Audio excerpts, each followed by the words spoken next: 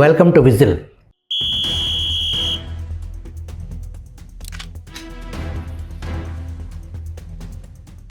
మే 13 ప్రపంచ రాజకీయాల్లో కొత్త యుద్ధానికి ముహూర్తమా?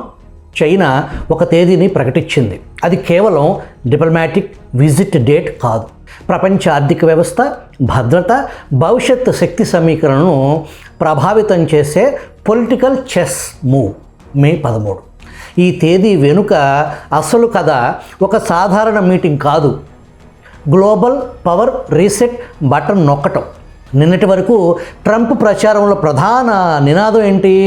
చైనా అమెరికన్ల ఉద్యోగాలను కొల్లగొడుతుంది, అందువల్ల tariff trade war is necessary అని ట్రంప్ అమెరికా ప్రజలకు చెప్పుకుంటూ వచ్చాడు. అదే ట్రంప్ ఇప్పుడు చైనాతో టేబుల్పై కూర్చోవటానికి సిద్ధపడుతున్నాడు. ఇది రాజకీయ యూటర్న్ అనుకోవచ్చా? ఇది అమెరికా బలహీనతకు సంకేతమా అనే అనుమానం ప్రపంచంలో ఉంది. ఎందుకంటే అమెరికా అప్పుల్లో కూరుకుపోయింది. డాలర్పై నమ్మకం క్రమంగా తగ్గుతోంది. బ్రిక్స్ దేశాల ప్రత్యామ్నాయ ఆర్థిక వ్యవస్థ కోసం తహతహలాడుతున్నాయి. రష్యా చైనా బంధం బలపడుతుంది. ఈ పరిస్థితుల్లో ట్రంప్ విజిట్ అంటే Iran war after failure or peace before collapse అనుకోవచ్చా? మరి చైనా ఎందుకు ఎంత కాన్ఫిడెంట్గా ఉంది? చైనా అంటే 2000 నాటి చైనా కాదు, 2026 నాటి చైనా. ఇప్పుడు చైనా అంటే ప్రపంచ ఫ్యాక్టరీ.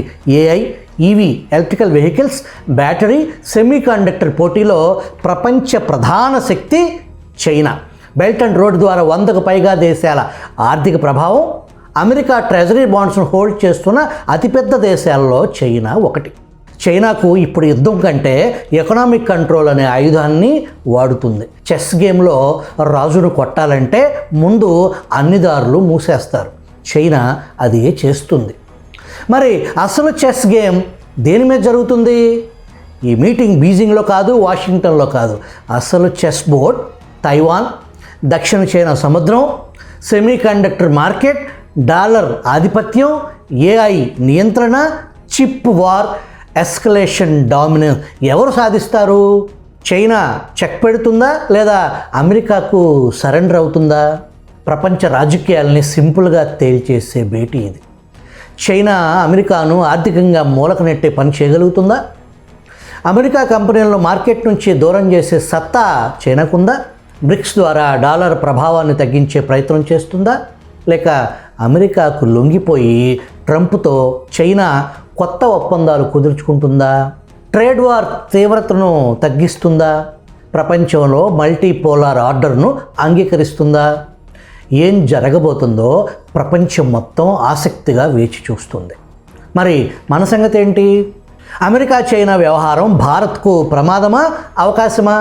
ప్రపంచంలోని 2 అతిపెద్ద శక్తులు అమెరికా చైనా కలిసి టేబుల్ డిస్కషన్ మీటింగ్ తర్వాత యాపిల్, టెస్లా వంటి కంపెనీల పెట్టుబడులు ఎటువైపు మొగ్గు చూపుతాయి? తయారీ కేంద్రంగా భారత్ బలపడుతుందా, లేకపోతే మళ్ళీ China global supply chain control చేస్తుందా అన్నది కీలక అంశం. కానీ భారత్కు ఇది ఒక హెచ్చరికగా గమనిస్తూ అప్రమత్తంగా ఉండాల్సిన సమయం. సూపర్ పవర్స్ మధ్య ఆర్థిక యుద్ధం మధ్యలో నిలబడిన దేశాలు చాలా జాగ్రత్తగా చెస్ మూవ్ ఉండాలి. మరి అందుకు తగ్గ పావులు మన దగ్గర ఉన్నాయా అన్నది అసలు ప్రశ్న. మే 13 సాధారణ రాజకీయ సమావేశం కాదు. ప్రపంచ మీడియా ఆసక్తిగా గమనిస్తుంది. స్టాక్ మార్కెట్స్ ఎదురు చూస్తున్నాయి. ప్రపంచ విశ్లేషకులు విశ్లేషణలను పదును పెడుతున్నారు. అందుకే మే 13 కేవలం ఒక తేదీ కాదు, అది 21వ శతాబ్దపు కొత్త ప్రపంచ క్రమానికి ప్రారంభ సంకేతం కావచ్చు. చైనా అమెరికా భేటీ తర్వాత వెస్ట్రన్ మీడియా దాచిన సంగతులు మనం నెక్స్ట్ ఎపిసోడ్లో తెలుసుకునే ప్రయత్నం చేద్దాం. ఇప్పుడు మన ఇంట్లో విషయాలు చర్చించుకుందాం.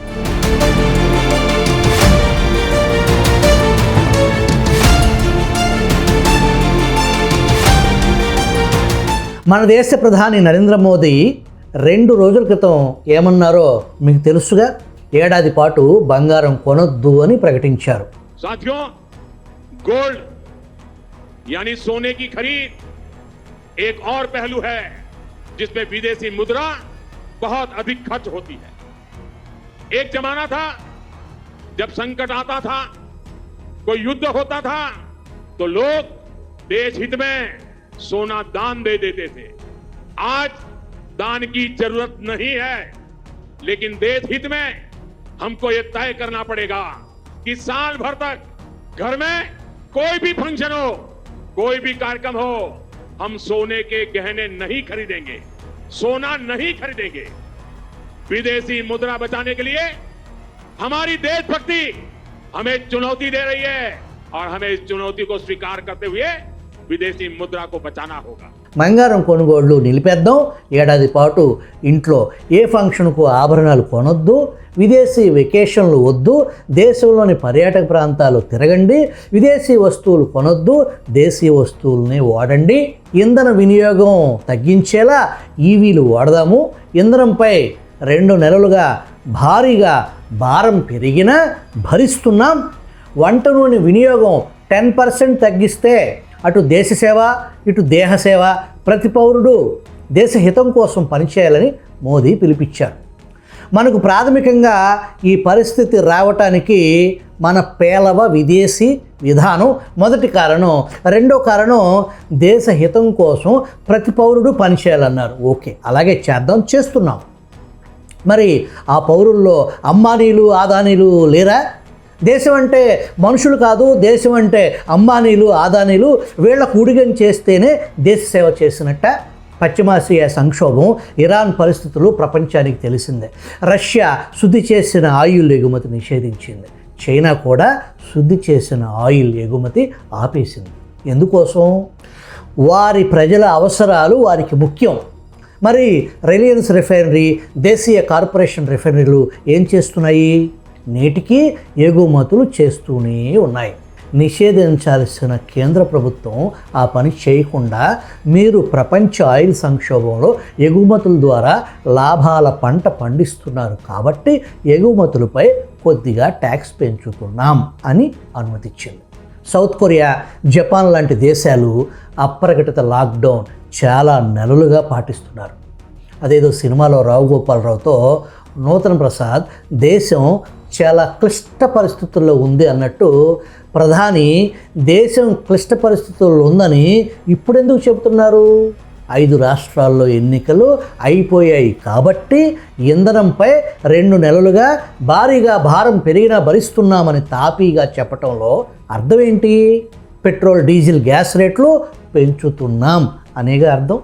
పెట్రోల్ పొదుపుగా వాడమని చెబుతున్న ప్రధాని 100 కార్ల కాన్వాయ్ ఊరేగింపులు, సోమనాథ్ ఆలయ ఉత్సవంలో ఎయిర్ ఫోర్స్ జెట్స్ తిప్పటం ఏంటర్థం? మేము నీతులు చెబుతాం, పాటించము అని అర్థమా? ప్రపంచ యాత్రికుడు హుయాన్సాంగ్ మాదిరి విదేశీ టూర్లతో పాటు విదేశీ చేతి గడియారాలు, విదేశీ పెన్నులు, విదేశీ కళ్ళద్దాలు, విదేశీ కారులు, విదేశీ పుట్టగొడుగుల గురించి మనం ప్రశ్నించకూడదు. 1 సంవత్సరం పాటు విదేశీ పర్యటనలో మానేయండి, విదేశీ డెస్టినేషన్ వెడ్డింగ్స్ కూడా వాయిదా వేసుకోండి అని ప్రధానమంత్రి నరేంద్ర మోదీ పిలుపు దేశభక్తి భావనను రేకెత్తించేలా ఉండొచ్చు.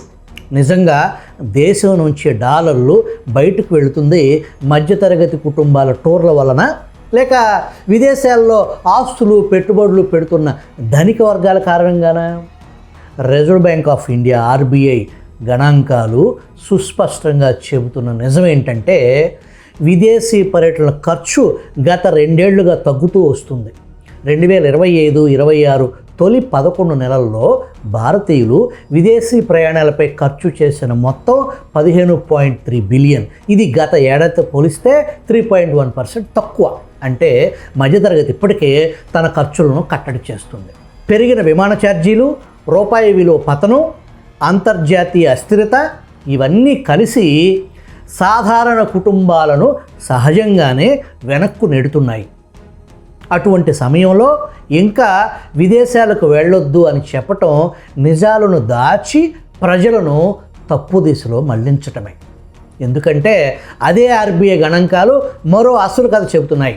విదేశీ ఈక్విటీల్లో, డెట్ మార్కెట్లో భారతీయుల పెట్టుబడులు ఒక్క ఏడాదిలో దాదాపు 59% పెరిగాయి.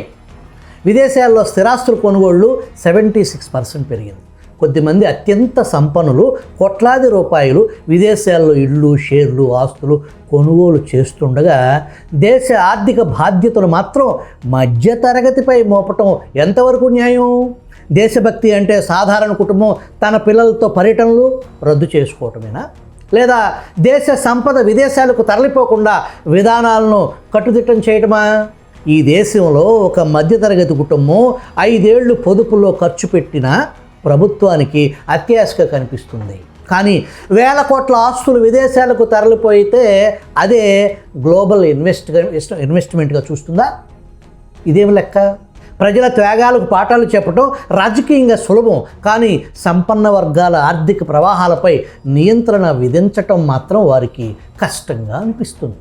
అందుకే ప్రభుత్వాలు సాధారణ ప్రజల భావోద్వేగాలపై మాట్లాడతాయి, కానీ అతిపెద్ద మూలధన ప్రవాహంపై మౌనం పాటిస్తాయి, నటిస్తాయి. దేశ ఆర్థిక పరిస్థితుల గురించి నిజాయితీగా మాట్లాడాలంటే ఒక విషయం చెప్పుకోవాలి. దేశ డబ్బును ఎక్కువగా బయటకు తీసుకువెళ్తుంది మధ్యతరగతి కాదు. విదేశాల్లో షేర్లు, ఆస్తులు కొంటున్న అత్యంత సంపన్న వర్గమే. రూపాయి పతనం అడ్డుకట్ట కోసం ప్రభుత్వం డాలర్లు వెచ్చిస్తున్న పచ్చి నిజం బయటికి చెప్పదు. ఇక బంగారం కొనుగోలు విషయం తెలుసుకుందాం. ఇప్పుడు దేశానికి బంగారం కన్నా డాలర్ల నిల్వ ముఖ్యం. ఉదాహరణకు భారత రూపాయి ఒక గాలిపటం లాంటిది. ప్రపంచంలో పెరుగుతున్న చమురు ధరలు దాన్ని ఎగరనీయని బలమైన గాలి లాంటిది. గాలిపటం చేతిలో ఉండాలంటే దారము బలంగా ఉండాలి. దేశానికి ఆ దారం అంటే డాలర్ నిల్వలు. మన దేశం చమురు ఎక్కువగా విదేశాల నుంచి కొనాలి, అందుకు డాలర్లు కావాలి. కానీ అదే డాలర్లను భారీగా బంగారం దిగుమతులు ఖర్చు చేస్తే చమురుకు అవసరమైన డాలర్ల నిల్వ కరిగిపోతుంది. ఉదాహరణకు ఒక ఇంట్లో నీటి బిందె ఉందనుకోండి, దానికి చిన్న చిల్లు పడింది. ఆ చిల్లు ద్రవ్యోల్బణం, ఇన్ఫ్లేషన్ అనుకుందాం. సాధారణంగా ప్రజలు బంగారాన్ని రక్షణగా చూస్తారు. డబ్బు విలువ తగ్గితే బంగారం కొనాలని అనుకుంటారు. బంగారం ధరలు మరింత పెరుగుతాయి. అంటే అర్థం, మంటలు అర్పాల్సిన సమయంలో అందరూ కలిసి మరింత పెట్రోల్ పోసినట్టే. బంగారం ధర పెరుగుతుంది, డాలర్లు బయటికి వెళ్తాయి, రూపాయి మరింత బలహీనపడుతుంది. రూపాయి బలహీనపడటం మంచి పరిణామం అని సెలవిచ్చిన ఒకే ఒక్క ఈ దేశ ఆర్థిక మంత్రి నిర్మలమ్మ పరకాల. ద్రవ్యోల్బణం ఇంకా పెరిగితే చివరికి నష్టపోయేది ఎవరు? బంగారం కొనలేని దిగువ ఎగువ మధ్యతరగతి కుటుంబాలు, రోజు రైతు బజారుకు వెళ్ళే సాధారణ గృహిణి, ఈఎంఐలు కడుతున్న ఉద్యోగులు. భారతీయులకు బంగారంతో ఉన్న అనుబంధం భావోద్వేగం. అది ఆభరణం మాత్రమే కాదు, భద్రత కూడా. బంగారం కొనటం తప్పు కాదు, కానీ దేశం ఆర్థిక ఒత్తిడిలో ఉన్నప్పుడు అదే పని పెద్ద ప్రమాదంగా మారచ్చు. దేశ ఖజానా ఖాళీ అయితే దాని ప్రభావం సామాన్యుడి ఇంటి వంటగదిపైనే ప్రభావం చూపుతుంది. ఇటువంటి క్లిష్ట పరిస్థితుల్లో భారత ప్రభుత్వ ప్రకటన చూడండి, India has sufficient stocks of fuel commodities. ఇది నిజమా? అసలు నిజం చెప్పటానికి నిజాయితీ కావాలి. మీ అభిప్రాయాన్ని కామెంట్ రూపంలో తెలియజేయండి. జై హింద్.